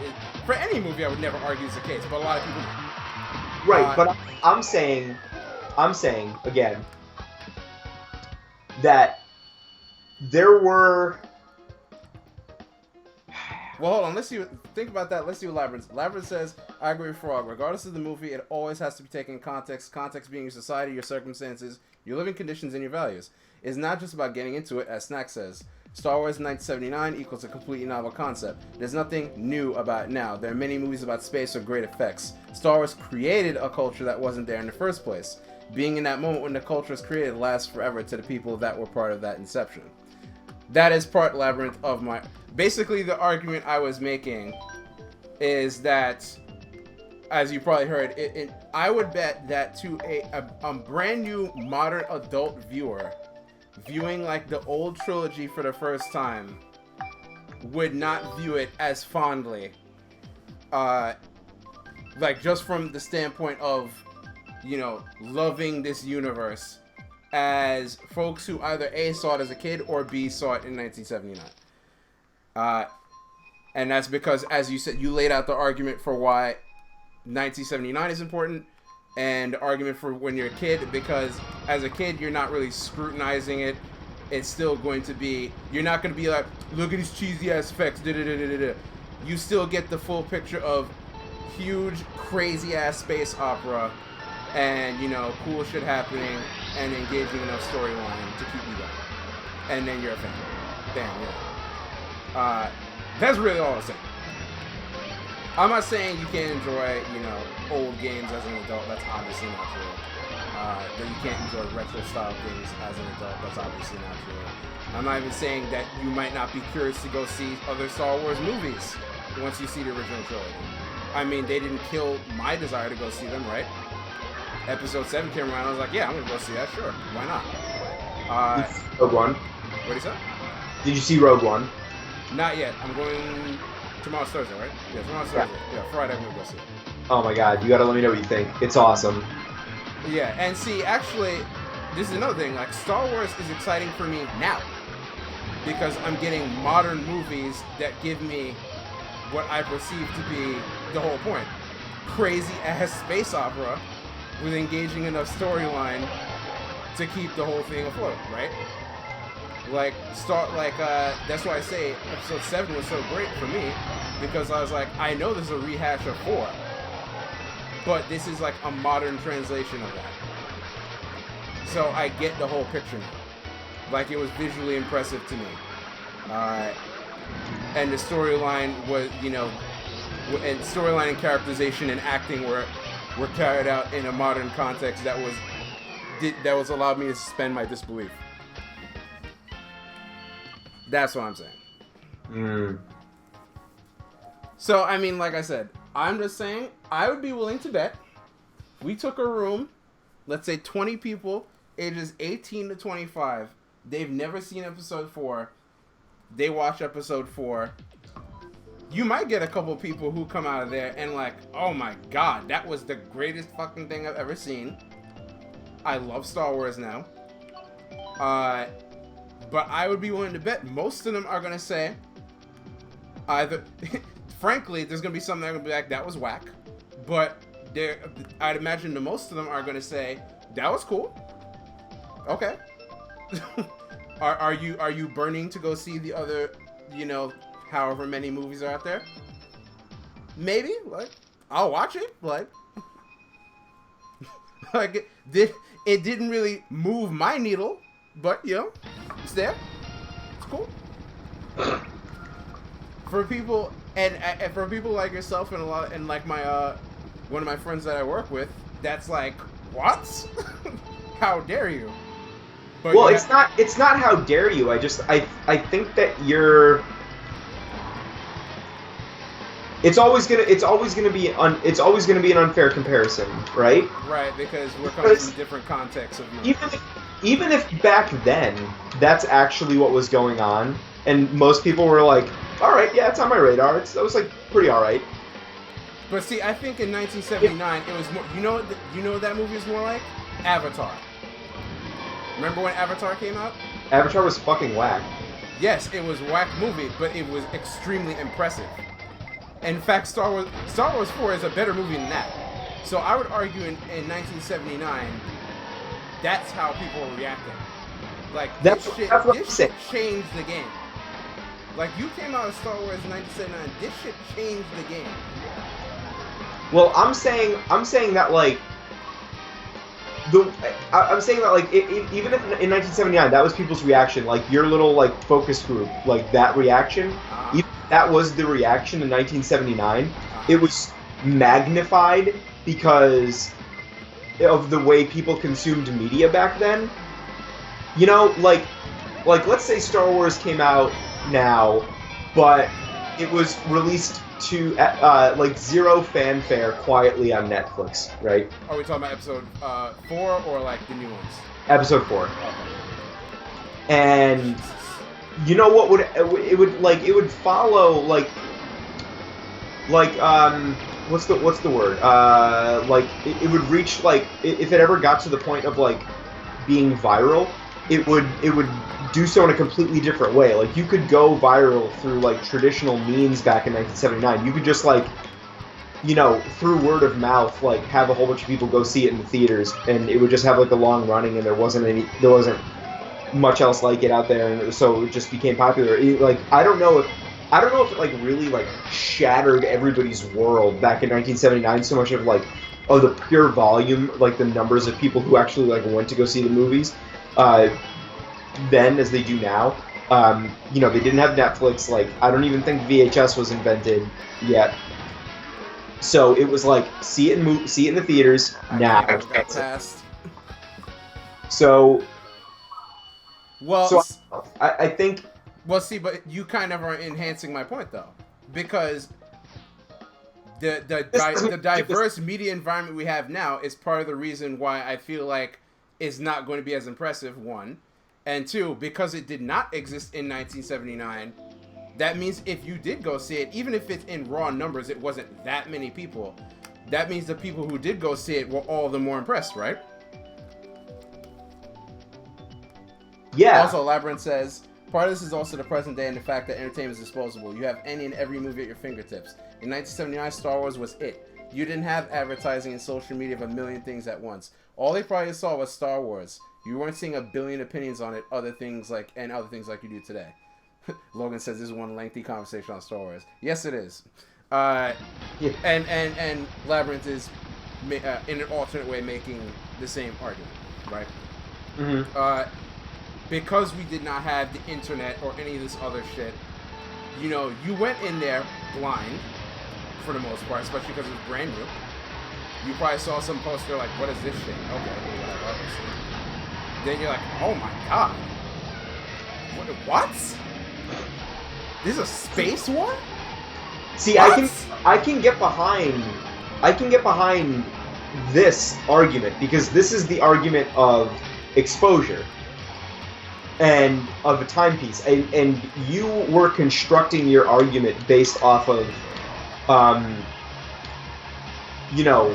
Well, the age component I came to, again, all this is theorizing on my part, but my theory from age came because people often say to me when I gave them the timepiece portion, it's like, oh, well, I mean, I wasn't in around 1979 and I like Star Wars. Well, when did you see it?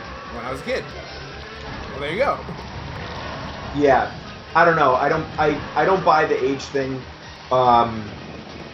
Maybe one day we'll have to run the experiment and see for sure. Yeah. I have to. Because now he's gonna like, now I have to know. But yeah, that I really think the age thing is part and parcel of it. again, this is not to say you can get people who will come into those movies as an adult and be like, this is amazing and I want to see more and I think it's hugely important and everybody should watch these movies. But I really don't think the majority of people would say that. Maybe Episode 7, right? Last year's movie. You might get a lot of people say, wow, now I saw the Star Wars movie. I've never seen any of these movies before. I saw this Episode 7 business, and I think this is super important. Everybody should watch this movie because it's super awesome, da-da-da-da-da-da-da.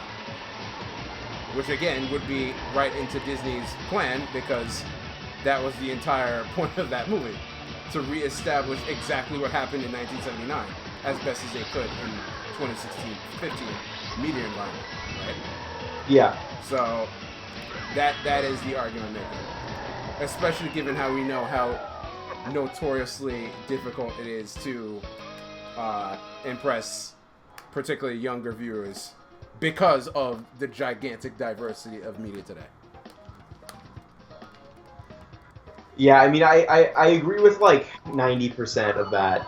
I just can't subscribe to the fact that like kids are dumb enough to be, you know, impressed by like anything they're told to be impressed with, and that I mean, it's not being told, it's just like not having the same context. And then adults are just like so jaded that they think everything is dumb, and they're because I get jazzed about shit daily. Right. Daily. And part of it is because we have access to so much.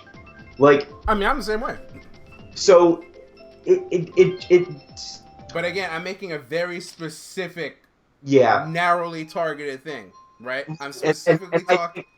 And I'm saying that I don't believe that a modern adult wouldn't like give a shit about Star Wars because they're an adult. I don't know. At least those movies. It seems your point is well taken, but I think that it's I think it might be a little unwise to like make those types of assumptions based on age, based on era, sure, based on accessibility, sure, based on like the way media is consumed, yeah, definitely. But like I don't know, I just can't subscribe to the idea that like adults are all jaded and kids are impressed with everything.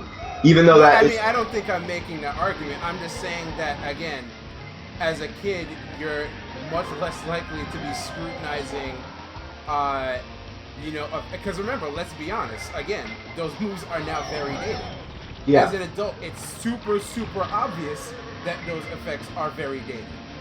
But as a kid, how are you going to know that? I mean, hell, kids are precocious now, so frankly, if anything, you might get the kids and be like, this shit looks cheesy. But I think it's much more likely a kid would still be enthralled by those effects because they're not necessarily going to know any better, which is, it is what it is. It's not a good or bad thing, that just is. But as an adult, you now have an obstacle to get over. It's not about being jaded, it's about here's an obstacle. It's an old-ass movie. And again, when part of the point of the movie was as a technical showpiece, when you don't have that as part of when you can't pull that rabbit out of your hat, you only have so much to rely on. And then when you get to the story, again, the art is a blockbuster archetype. In 1979, the shit was next level. Now it's been done a million times. So that's another obstacle to get over. So it's not so much age in that, like, kids are inherently, dumb and... kids are inherently dumb and, impressionable. Well, they are impressionable. But it's not that they're inherently dumb. It's just that they have a different set of contexts than an adult does. And an adult in today's media environment is going to be going into that movie with a certain set of assumptions and expectations. Labyrinth said, Snacks, you need to have kids, man. I feel like you're way off on your thoughts of kids. Also, accessibility is part and parcel with what kids see and how they interpret it. I'm guessing, Labyrinth, that you have kids. And if you do, Labyrinth, did you... Well, he said he's never seen Star Wars, so they probably haven't either. But then I'd be curious just to know, like, if he showed his kids Star Wars, like the old movies, and if they were like, I'm totally on board with this. I think they would be. Like, you show kids 1979 Star Wars, they're not gonna give a shit. Oh, the effects are... What was the effects house? ILM didn't do this? Oh, shit. I ain't watching it. Like, no. Well, Labyrinth, to you, I will say, you're probably right. I can't imagine anybody more woefully unprepared to have children than me. I can name a number of people. Well, I'm up there. I really don't know much about small children. I don't have any small children in my life, so maybe I am way off base. Yeah, maybe you're right. Maybe I really just like don't know shit about kids. I think that's a fair assessment. No, I guess I do. I guess I do agree with everything you're saying. You certainly made more valid points than invalid points. I guess I would just hate to think that I like, that's like the truth. Do you think that this is that you might think this is a thing where you don't want to believe that nostalgia has anything to do with love of Star Wars? Well, no, because and I'm not saying it is. Well, I think that it's Jesus. I think that it's at least a little bit inevitable. And I don't know if that's like... And also it's tough because I've like rewatched I've rewatched all of the movies so many times that I can honestly say like, which ones are good and which ones are bad, and like I think have like a pretty objective opinion on like, which actors are good and which actresses are good and which ones are bad, right. And which parts could have been left out and which parts I didn't understand and thought were dumb, and like, I've like really picked up these movies. So it's not like I'm just watching these movies and I'm just like, bright-eyed and bushy-tailed every time, and I'm like, wow, so great, wow, things were so much better in 1979. Like, such wow. Such yeah, wow. like I can appreciate Star Wars for what they are. I've taken the extra step and like, really loved the movies when they came out, maybe because I was young, and I and I took the time to like learn a little bit about the extended universe, and I had, all the Star Wars Lego sets and all this other stuff. So, it's just like, I don't know. I guess it's kind of sad to think that like I only went that far because I was like a kid. Like, maybe I hate Star Wars. Not that you hate it. It's that now I'm not so sure.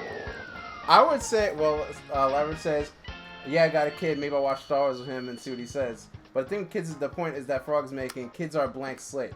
What you teach them is what they'll inherently like and not like. As Frog said, it's not that kids are dumb and just cheerlead anything. They're taught by parents what is amazing and what isn't. What kids first see is the gold standard. For people seeing Star Wars now, they've already got a bar to compare it to. Better put than anything I've said. Perfect. Absolutely perfect. Absolutely perfect. There it is, right there.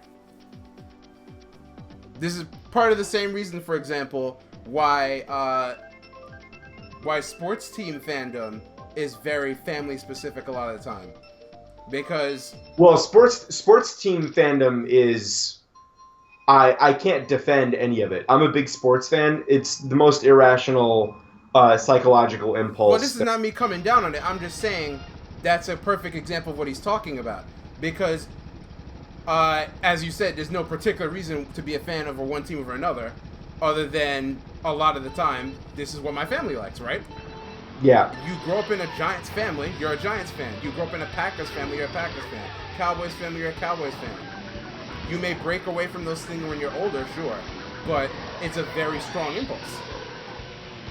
Because then it becomes tied up in family culture, da-da-da-da-da. As he said, blank slate. All that's just to say, my point is that kids are not just, dumb or whatever. They're just impressionable. Which is, of course, because you're a kid. Right. Yeah, I guess you're right. All right, well... I didn't want to depress anybody with the conversation. No. I'm not depressed. I just think, like... I misinterpreted what you were saying for a long time, and like what you're saying makes perfect sense. I guess it's just kind of like, I don't know. I really like Star Wars, and I feel like, hey, listen, with anything, right? I'm never offended when somebody says that they don't like Star Wars. Never. I'm really not. Right. But some people get really offended. Oh yeah, of course. But like, I'm not offended by anybody's like or dislike of really anything. Like, you think my favorite book is stupid, like that's fine. You think my favorite TV show is dumb, it probably is a dumb show. But with I guess it's just it's just sad to see, like, your fandoms be like reduced to like psychology. But fandom is literally all psychology. Yeah. So I guess that's that. It's not like I'm arguing that. I know that that's the truth. Right. I don't know. I guess we got on this argument in the first place because I misinterpreted what you were saying. Which is fine. I guess I wasn't eloquent as I said. But that's fine. Well, it's a tough thing to articulate. I'm still having trouble articulating like what it was I thought I was arguing against. I can't believe I got bodied. Logan Leverett said, now if an adult had never seen a movie ever and then saw Star Wars, you may get a 1979 vintage reaction. Also true. Very true. Very true. What did he say? He said, and if an adult had never seen any movie of any kind and then saw Star Wars as their first movie, you may get a 1979 vintage reaction. I think that's also very true. Well, what do you mean, like literally any movie has literally have never seen a single movie ever, which is, I know, a laughable concept, but again, making the point. Yeah. Well, sure. Well, don't worry, Snacks. I still think you're a very intelligent and critical thinker. Oh, thank you. Labyrinth's such a nice guy. What a guy. What a guy. All right. One more. Close out. One more? I backed out already. Look at you. All right, I'll kill it. Sorry. It's 11:40. Me and Vivi the cat gotta get going. All right. Well, I hope you guys enjoy the great Star Wars debates. I did not expect to have like an hour-long Star Wars debate, but that's fine. It was fun. We didn't even talk about Star Wars. Yeah, we didn't really. It was a debate about fandom in general, really. By the way, I was gonna make that whole Star Wars argument carries over to like FF7, right? Which is why I want people to hop off that game's nuts. But that's a conversation for another day. Yeah, and I feel more aligned with you on the Final Fantasy argument than I do with the Star Wars one, even though it's just the same exact argument. I think it applies more to maybe video games in general because the technology moves so much more rapidly. Right. For movies, I think that you can watch a movie from the 20s and still be like, oh wow, this is really good. Like, or like from the 50s or something, like something from another era, and still like love it. I've done it. Like the same. Yeah, like you can love Casablanca the same way that it was loved in the 50s, even though, But we're talking about something else. We're talking about intent from the developer and from the director. Bingo. So, but I don't know who. Maybe the intent was like. Okay, well, how about this, right? Really quick before I go to bed. Let's say, like, back in the 50s, there was a lot of shit that you, like, weren't allowed to put on in movies, right? Right. like married couples couldn't be seen like in the same bed, right? Right. Like sleeping. I Love Lucy was actually the first television show to depict a married couple in bed together, right? Right. Um, you weren't allowed to have lots of shit, like stuff that you wouldn't even think of, right? But like, let's say that there was a movie that was intended to be this like crazy social commentary. They're like, oh, it had it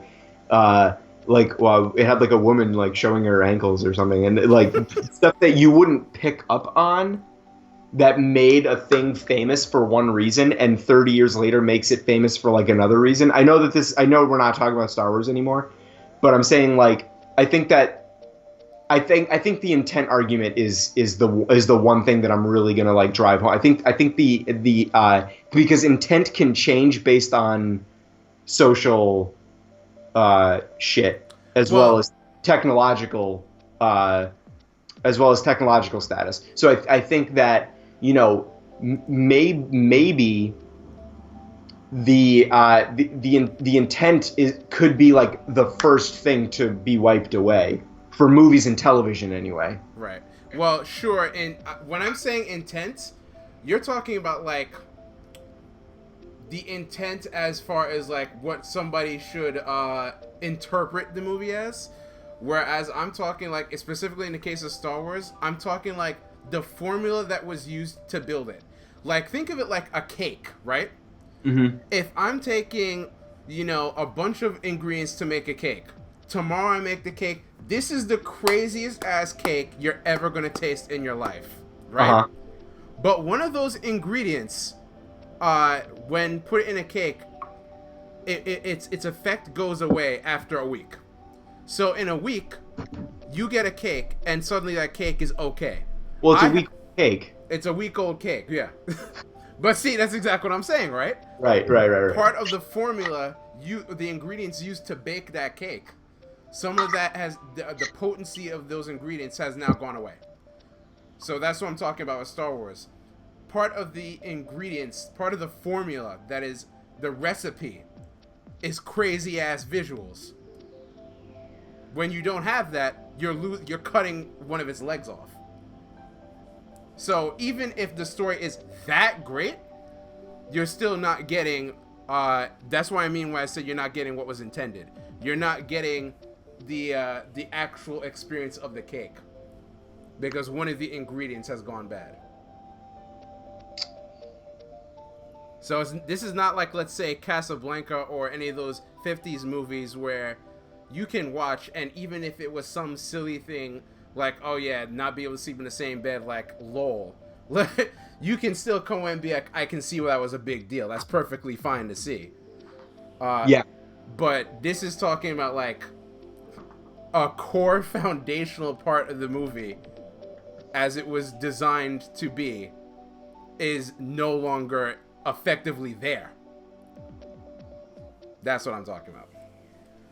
And without that, you're losing a big part of what makes. He's like, I just don't think that piece is that important? Is as important as you think it is. Well, the reason I think it's so the important, overall enjoyment of Star Wars, and why it's important in the first place. I don't think it's as important as you think it is. I would argue it really is, because remember, we're talking about the movie that invented the summer blockbuster. The movie. I think there was so much more about it that made it. That was one of them, absolutely, and that was a big part of it too. But like the soundtrack, like the sound effects that were being used, like there were other. That also goes under the technical umbrella. I don't know. I think the soundtrack, of course, is classic, but even with the soundtrack, now again, every blockbuster, that has anything with a budget, which they better if you're gonna call yourself a blockbuster, has a dope orchestrated soundtrack. Shit, half the TV shows we watch have orchestrated soundtracks now. So that's not really, you can't use that either as like a modern viewer. So literally all you're left with is the very story core. Storyline, characters. Right? And acting. Let's be honest.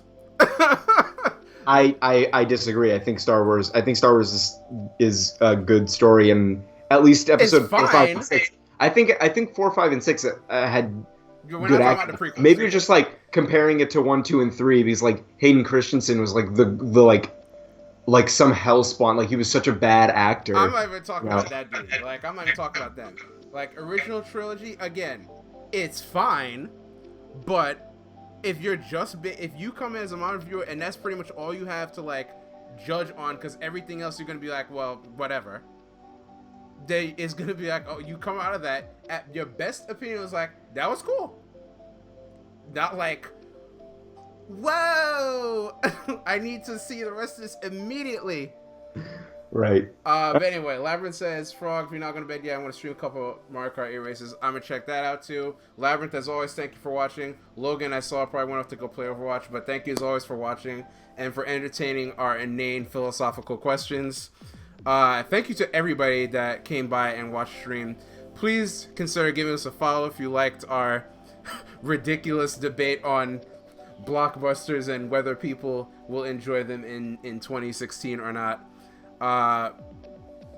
You know, we'll probably have more stuff like that as time goes on, but for now we're gonna sign off. Frog Snacks, Crunch Club, you know what it is. Take care, everybody.